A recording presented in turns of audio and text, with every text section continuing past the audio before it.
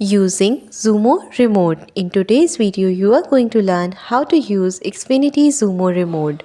So let's get started. First, get familiar with the remote layout.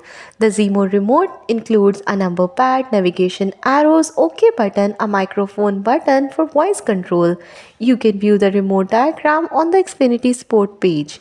Make sure the remote is paired. If buttons are not responding, press and hold the setup button until the LED turns green.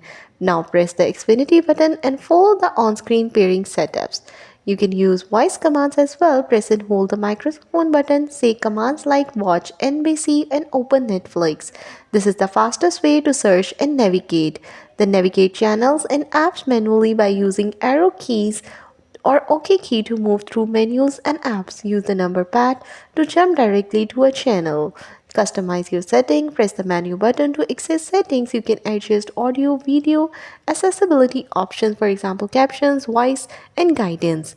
And that's how you will be able to set or use your Xfinity Xumo remote.